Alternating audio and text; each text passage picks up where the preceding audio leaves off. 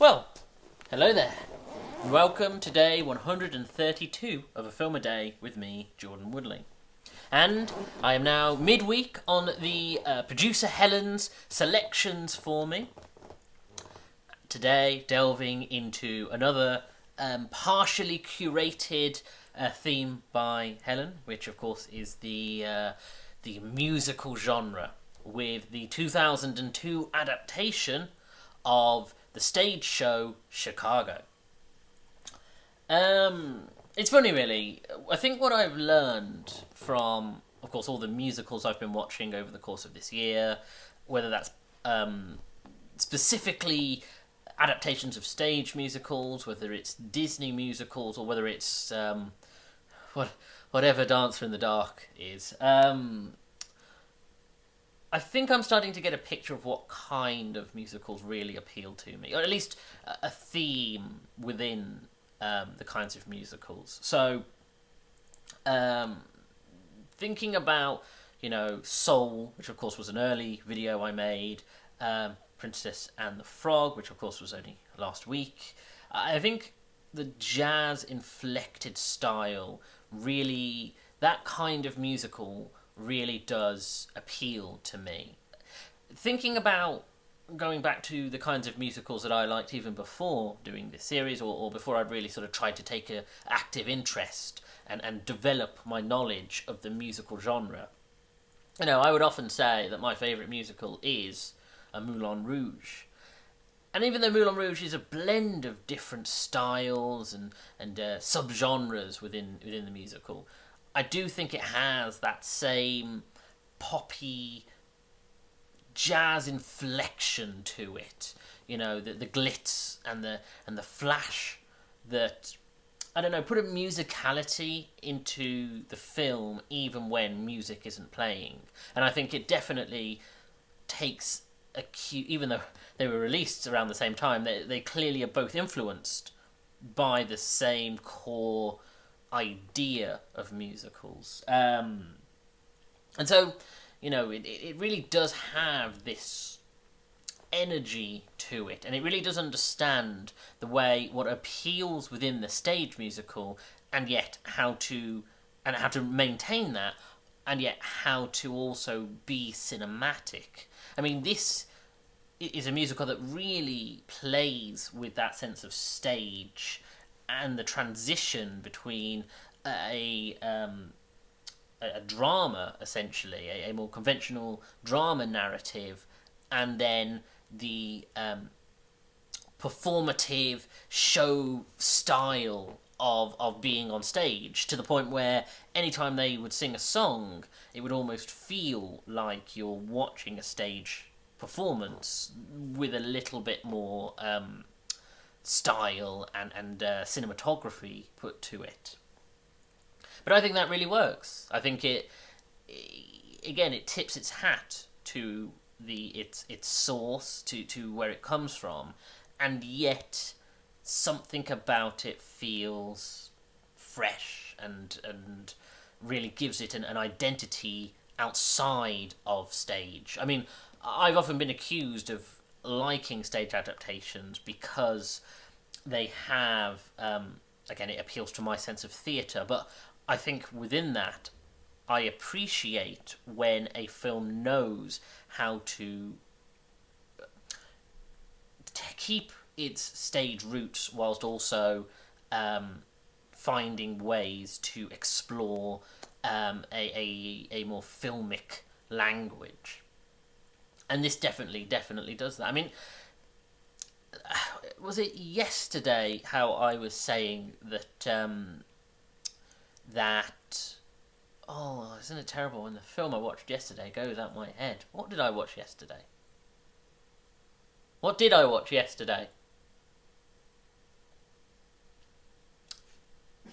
Isn't it terrible? What did I watch yesterday? September-ish. Sorry, Monday. When on Monday, I was discussing how The Devil Wears Prada really brings together a fantastic cast that lift, a story that could have been a little flat and a little underdeveloped, I suppose, but with a powerful cast and a decent script, it really did lift it out of being, it being more than what some people accuse it of. And in the same way, Chicago has such a powerful central cast. I mean, between Renee Zellweger, Catherine Zeta-Jones, and Richard Gere, who of course are our primary three, you already have that core strength to them, and they have a real understanding of how to make the music pop, but also how to play to camera and how to make it a big performance, even though there's something about cinema that in some ways diminishes. It's very hard. That's why I'm not very keen on watching stage shows as through film. Like staged or film stage productions, because it always feels like you're not getting the true experience, and it's being boxed and contained somehow. And I think there's a special art that Rob Marshall really brings into it to make it so, and the performers, that really allows it to feel big on screen. And I could see, watching it in a cinema, that it would really fill the space in the way as though you were watching it live in theatre. And the text, it's funny, really. I mean, 2002 is not that long ago in the scheme of things, and yet the style of the messaging and the style of, I mean, the funny thing is, obviously the stage play predates it by some decades, and yet it feels more relevant now than it probably did even when the film adaptation came out. The idea of becoming famous by any means necessary, even without having a particular talent for it, is a universal ideal.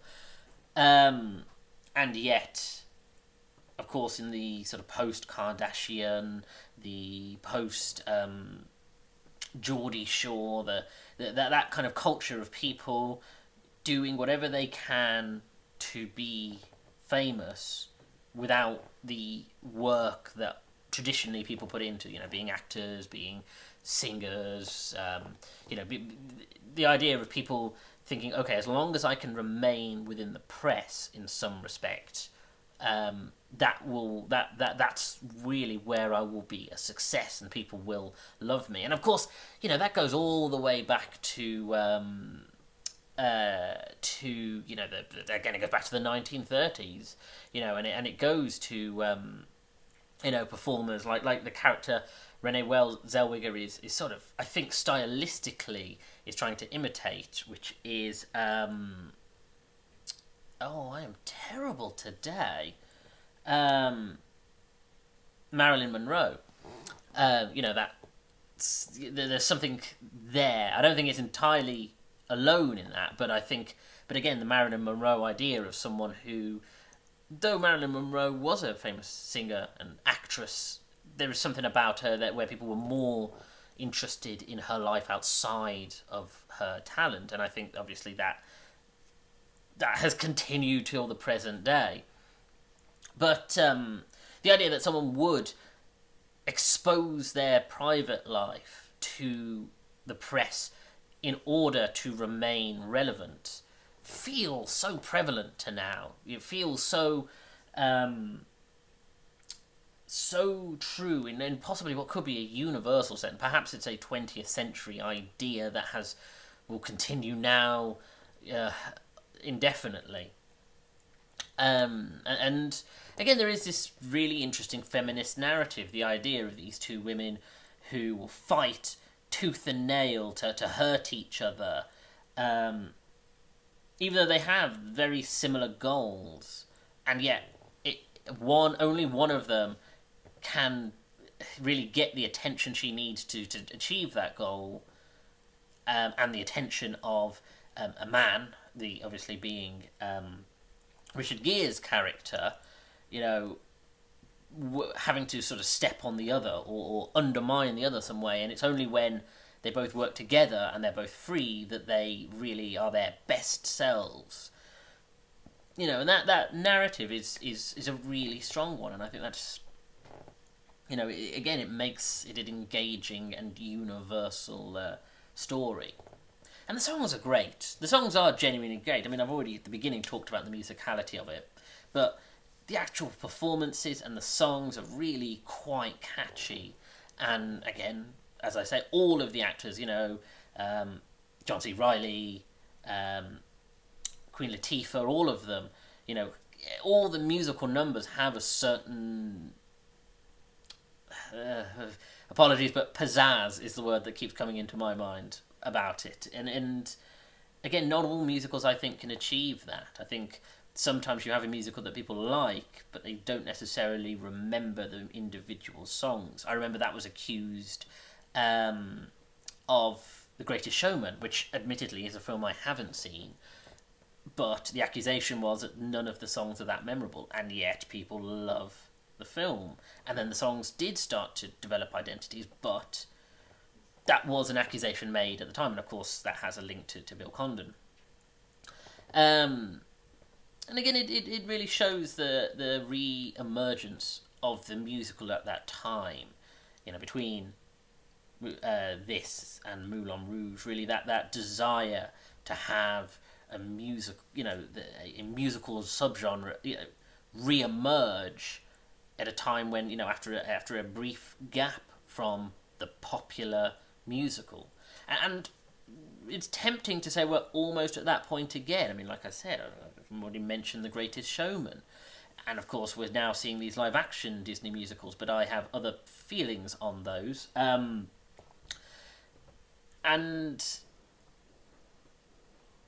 yet, I do think we could be at a point where we could see those come back again.